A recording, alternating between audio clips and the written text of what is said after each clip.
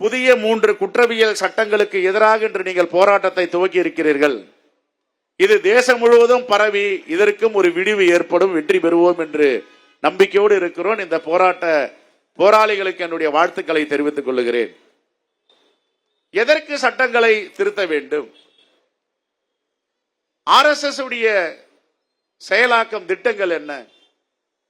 இந்த தேசத்தில் எதையெல்லாம் ஜனநாயகமாக இருக்கிறதோ அந்த ஜனநாயகத்தை சீர்குலைத்து அவர்களுடைய ஆட்சி, ஒரு நாடு, ஒரு தேர்தல், ஒரு அதிபர், ஒரு மொழி, ஒரு கொடி, காவி கொடி, அதிபர் மோடி. இந்த தேசம் RSS தலைமையகத்தில், நாக்பூரில் தலைமையகத்தை மாற்ற வேண்டும். இதையெல்லாம் இந்திய தேச மக்கள் புறக்கணித்திருக்கிறார்கள், புறந்தள்ளி இருக்கிறார்கள். அதுதான் கடந்த நாடாளுமன்றத்தினுடைய தேர்தல் தீர்ப்பு. அந்த தீர்ப்புக்கும் தமிழ்நாடு தான் 100% வெற்றி வாய்ப்பை பெற்றிருக்கிறது. இந்த தேசத்தில் எந்த மாநிலத்திலும் நம்முடைய இந்தியா கூட்டணி 100% வெற்றி பெறவில்லை. தமிழ்நாட்டில் மட்டும் வெற்றி பெற்றிருக்கிறது. எப்படி வெற்றி பெற்றது? நம்முடைய மாண்புமிகு முதலமைச்சர் அண்ணன் தளபதி அவர்கள் திட்டத்தை தீட்டிவிட்டு நிதியை ஒதுக்கிட்டு செல்லவில்லை. திட்டத்தை தீட்டினாலும் நிதியை ஒதுக்கினாலும் அந்த பணிகள் எப்படி நடக்கிறது என்று அவருடைய மேலாண்மை பார்வையில அது முடித்து வைக்கப்பட்டு இருக்கிறது. மக்கள் பயனாளிகளாக மாறி இருக்கிறார்கள். மக்கள் பயனாளிகளாக மாறியதால் 100% இந்தியா கூட்டணிக்கு, திராவிட முன்னேற்ற கழகத்தின் தலைமையில் இருக்கிற கூட்டணிக்கு வாக்களிப்போம் என்று வாக்களித்தார்கள். அதுதான் 40க்கு 40 எல்லாம் நமது என்று நாம் வெற்றி பெற்றிருக்கிறோம். இப்படிப்பட்ட ஒரு நல்லாட்சி நடக்கும் பொழுதுதான் ஒரு சில தீய சக்திகள், எதிர்க்கட்சி என்று சொல்லிக் கொள்ளுபவர்கள் மலிவான அரசியலில் இறங்கி தினம் தினம் ஆட்சிக்கு எதிராக ஏதாவது ஒரு கேள்வியை கேட்கலாமா, பிரச்சனையை எழுப்பலாமா என்று பார்த்துக் கொண்டிருக்கிறார்கள். இதையெல்லாம் முறியடித்து மக்கள் நியாயத்தின் பக்கம் நிற்பார்கள் என்பதில் நாங்கள் உறுதியாக நம்புகிறோம்.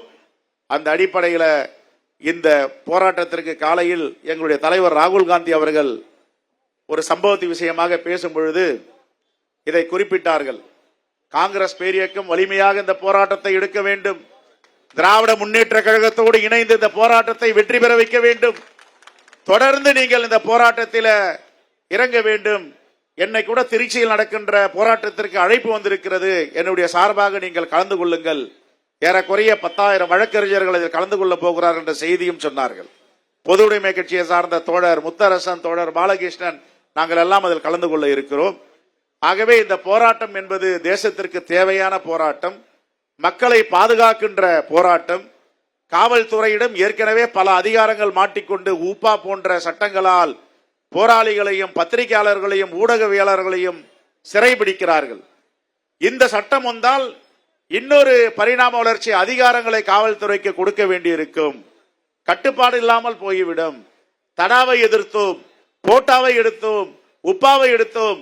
இப்பொழுது இந்த 3 கொடூர சட்டத்தையும் நாம் எதிர்த்திருக்கிறோம், இதிலும் வெற்றி பெறுவோம். ஆகவே இந்த நிகழ்ச்சியை ஏற்பாடு செய்த திராவிட முன்னேற்ற கழகத்தின் சட்டத்துறை தலைவர் பெருமக்களுக்கு காங்கிரஸ் பேரியக்கத்தின் சார்பாக வாழ்த்துக்களையும் பாராட்டியும் தெரிவிக்கிறோம். இந்த போராட்டம் வெற்றி பெறும். இந்த போராட்டம் வெற்றி பெறுவதற்கு உங்களோடு காங்கிரஸ் பேரியக்கம் தோளோடு தோள் நின்ற இந்த போராட்ட களத்திலே நாங்கள் நிற்போம் என்று வாழ்த்துக்களை கூறி விடைபெறுகிறேன். நன்றி, வணக்கம்.